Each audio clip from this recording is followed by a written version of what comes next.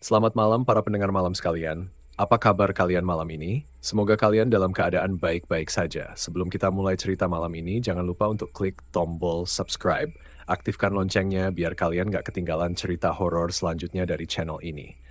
Jangan lupa juga untuk klik like jika kalian suka cerita seperti ini, juga berikan kritik dan saran kalian untuk cerita ini.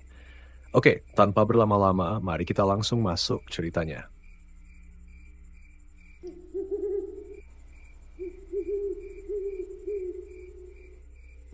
Malam ini, udara di kampung terasa lebih dingin dari biasanya.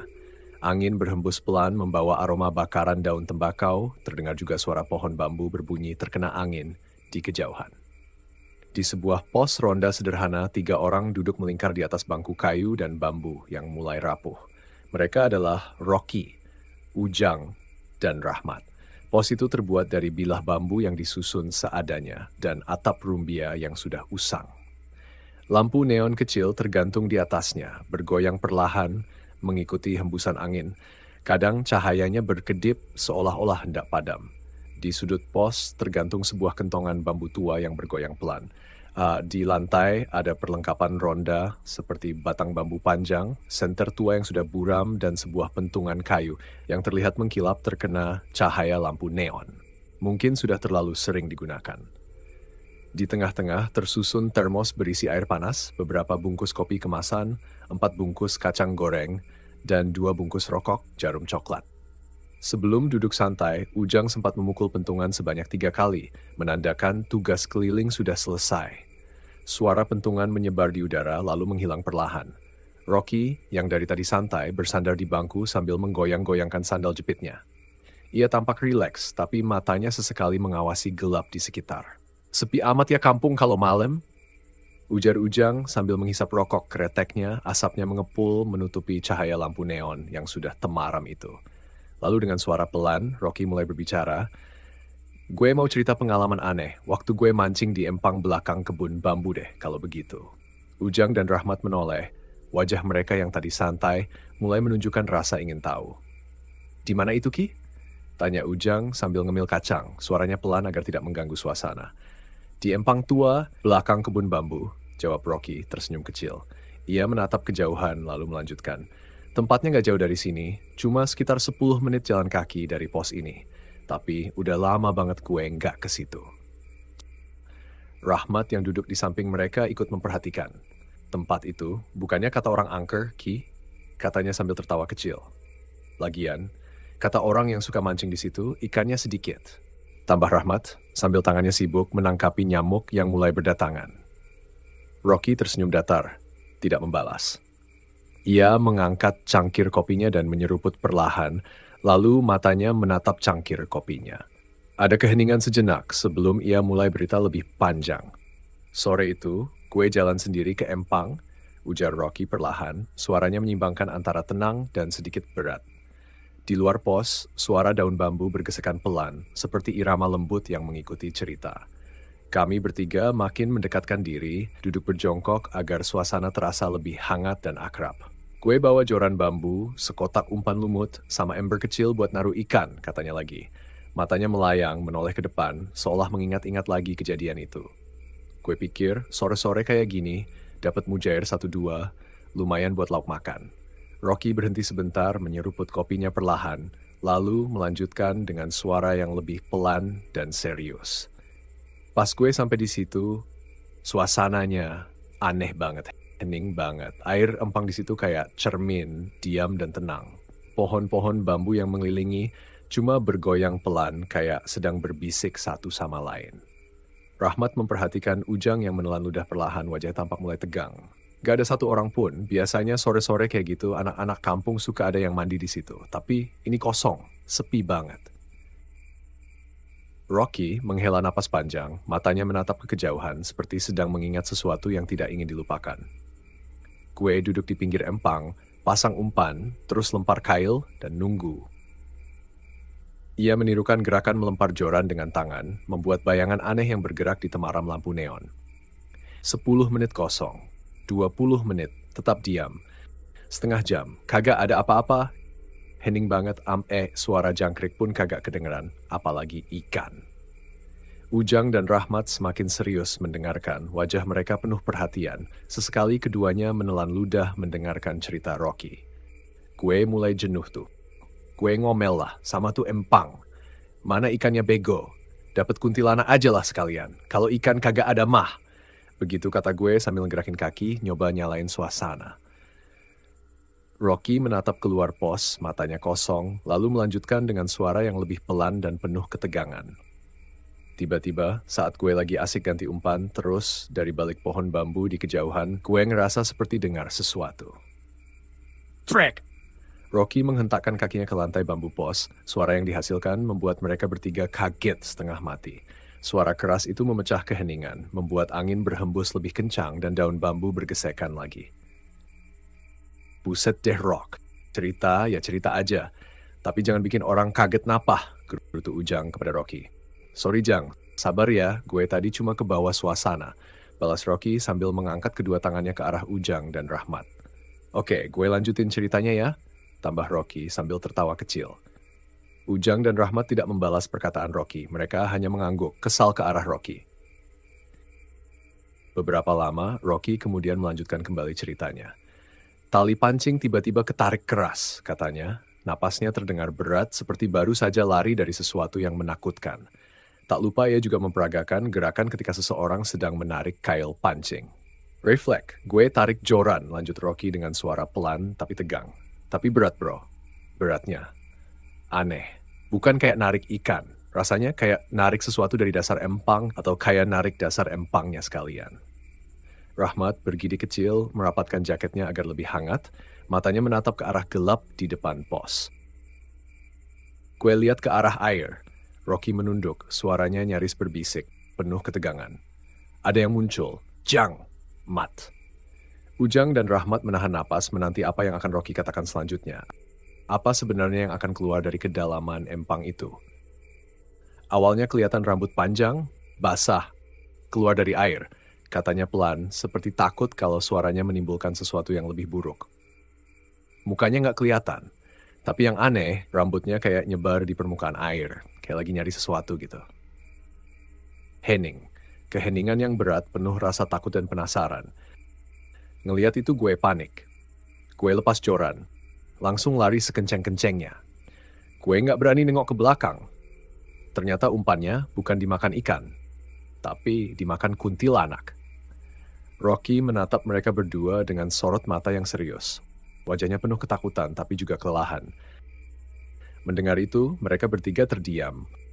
Hanya bunyi jangkrik dan suara kayu terbakar yang terdengar.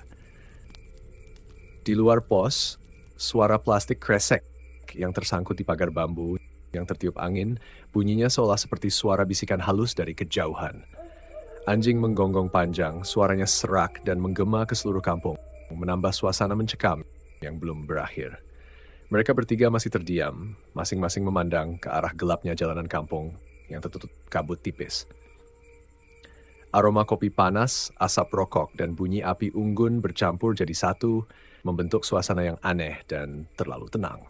Ujang akhirnya memecah keheningan, suaranya setengah bercanda tapi sedikit bergetar. Makanya Ki, kalau mancing jangan suka ngata-ngatain empangnya. Diikuti penghuninya, kan kamu juga nggak berani.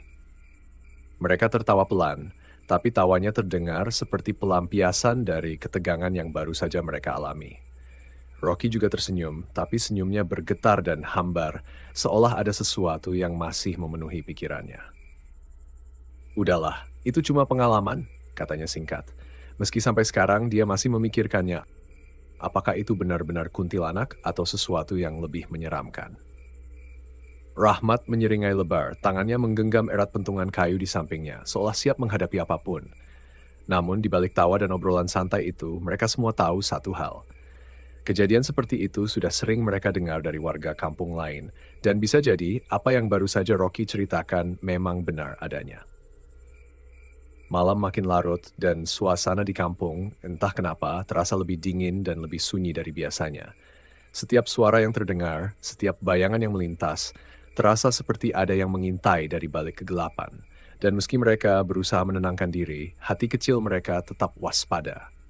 Mereka takut bahwa apa yang muncul dari dalam empang itu mungkin saja mendengar pembicaraan mereka. Saat tawa mereka mulai mereda, angin malam mendadak berubah. Tidak lagi lembut, tapi berhembus lebih dingin, lebih berat, seolah-olah ada sesuatu yang datang bersamanya menembus keheningan. Lampu neon di atas kepala kami mulai berkedip cepat, lalu padam seketika. Beberapa detik kemudian, menyala lagi, lalu mati lagi, berkali-kali seperti itu. Seperti ada kekuatan yang memaksa lampu itu berjuang untuk tetap menyala. "Ki, lampunya kenapa?" Bisik Ujang dengan suara tercekat, matanya menatap ke atas, penuh kekhawatiran. Rocky hanya diam, tak menjawab. Sementara itu, Rahmat berdiri setengah jongkok, matanya menatap gelisah ke jalanan kosong di depan pos, seakan-akan menunggu sesuatu yang akan muncul dari jalan itu. Dari arah jalan setapak menuju Empang, jalur itu sudah gelap total, tak ada cahaya sama sekali. Lalu beberapa saat kemudian terdengar suara seperti seseorang sedang menggulung benang pancingnya. Krek, krek, krek. Suara itu perlahan-lahan terdengar semakin mendekat. Suasana mulai tegang. Mereka bertiga merasakan ketakutan yang sama. Rocky menggenggam erat cangkir kopinya. Tangan yang biasanya santai kini bergetar. Sementara itu, Rahmat mencengkeram senter tua miliknya, tapi dia tak berani menyalakannya. Takut apa yang akan mereka lihat. Lalu dari kegelapan itu, sebuah sosok muncul. Sosok itu seperti perempuan, berbaju putih lusuh, kusam, dan berkerut, tampak seperti terbakar oleh waktu. Rambut panjang, basah, menutupi hampir seluruh wajahnya, menambah kesan menyeramkan. Lajunya pelan, kedua kakinya tidak menginjak tanah, tapi seakan terlihat mengambang di atas tanah. Dari sela-sela rambutnya yang basah dan menutupi wajah itu, sepasang mata kosong memandang ke arah mereka, seraya berkata, "Ini ikannya Bang Rocky."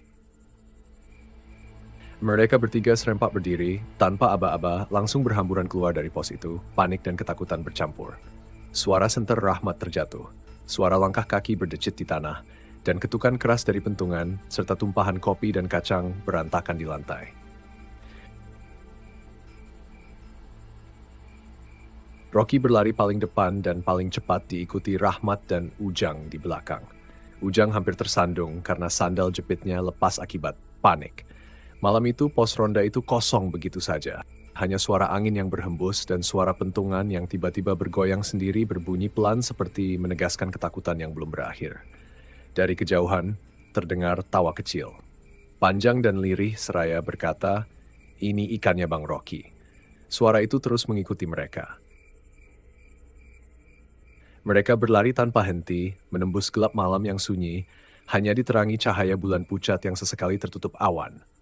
Napas mereka memburu, dada naik turun, namun ketakutan seakan menjadi bahan bakar yang membuat kaki mereka terus melangkah. Bayangan pepohonan di pinggir jalan tampak seperti sosok-sosok asing yang mengintai, membuat jantung mereka berdetak semakin kencang. Setelah beberapa menit berlari, akhirnya mereka tiba di sebuah warung kopi kecil di ujung desa. Warung itu terlihat sepi, hanya diterangi lampu temaram kuning yang menggantung di bawah atapnya. Dari kejauhan, aroma kopi yang samar terbawa angin malam menyambut kedatangan mereka yang panik dan kelelahan. Pak Harun, pemilik warung yang sudah sepuh tapi masih bertenaga, duduk di bangku rotan usang di depan pintu. Ia mengenakan sarung dan jaket tebal, tangannya memegang cangkir kopi yang sudah tinggal setengah. Ia mengangkat alis, heran melihat 3 anak muda datang dengan wajah pucat dan langkah tergesa. "Santai dulu, duduk sini," katanya sambil menunjuk kursi panjang dari kayu jati yang warnanya mulai pudar dimakan usia. "Kenapa kalian lari-lari malam begini?" Mereka terdiam sejenak, saling berpandangan.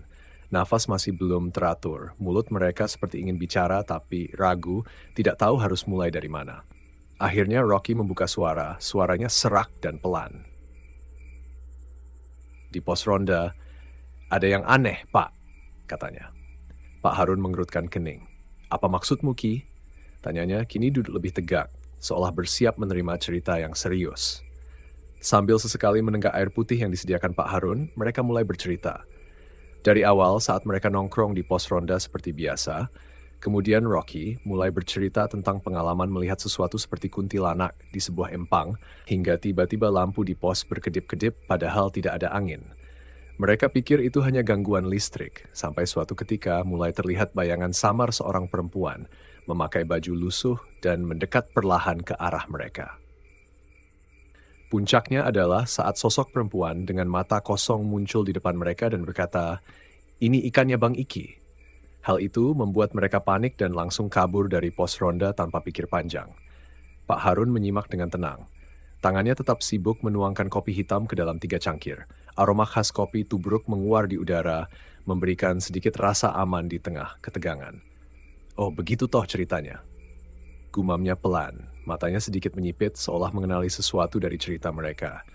Ya, pantas saja. Selain memang empang itu angker, Rocky sendiri yang malah nyari gara-gara sambil tertawa kecil mencoba mencairkan suasana. "Minum dulu, biar tenang," ujar Pak Harun. Mereka duduk di sana menyeruput kopi hangat yang sedikit menenangkan rasa takut. Di luar, angin malam mulai berhembus pelan, membawa bunyi dedaunan bergesekan yang membuat mereka sesekali menoleh khawatir. Ujang dan Rahmat masih tampak gelisah. Sesekali melirik keluar jendela warung seakan takut sosok tadi tiba-tiba muncul di balik bayangan pohon. Beberapa menit berlalu, suasana mulai sedikit mereda, tapi rasa takut belum sepenuhnya pergi. Rocky akhirnya berdiri, menepuk celana panjangnya yang berdebu. "Ayo, kita pulang. Udah malam ini. Tar kalau makin malam di sini makin bingung kita kalau mau pulang," tandasnya. Ujang dan Rahmat saling berpandangan, wajah mereka masih penuh keraguan. "Ki," kata Ujang pelan, "gimana kalau kita nginap di rumahmu aja malam ini? Rumah kita jauh, gue takut tuh setan nyegat gue di jalan." Rocky mengangguk, paham betul ketakutan yang mereka rasakan. "Ya udah, ayo kita pulang bareng. Nginap di rumah gue aja," ucapnya. Setelah berpamitan dengan Pak Harun yang hanya mengangguk pelan dan berpesan agar mereka tidak main-main lagi dengan hal-hal gaib, mereka pun meninggalkan warung. Jalanan desa malam itu begitu sepi, hanya suara sandal mereka yang bersentuhan dengan tanah kering dan sesekali gonggongan anjing dari kejauhan. Mereka berjalan beriringan, lebih rapat dari biasanya. Rahmat terus menoleh ke belakang. Ujang sibuk bercerita lucu untuk mengusir suasana mencekam. Rocky, yang memimpin di depan, mencoba tenang tapi diam-diam menyalakan senter dari ponselnya, menerangi jalan setapak yang kadang dipenuhi akar pohon menjalar. Setelah melewati 2 tikungan dan 1 jembatan kecil, akhirnya mereka tiba di rumah Rocky. Rumah kayu sederhana dengan halaman kecil, namun terasa hangat karena cahaya lampu dari dalam menyambut mereka. Malam itu mereka tidur di ruang tamu, beralaskan tikar dan bantal seadanya. Lampu ruang tamu tidak dimatikan. Meskipun mereka mencoba berbicara untuk mengalihkan pikiran, pada akhirnya mereka tertidur satu persatu, masih dengan rasa waspada. Di luar, malam terus berjalan.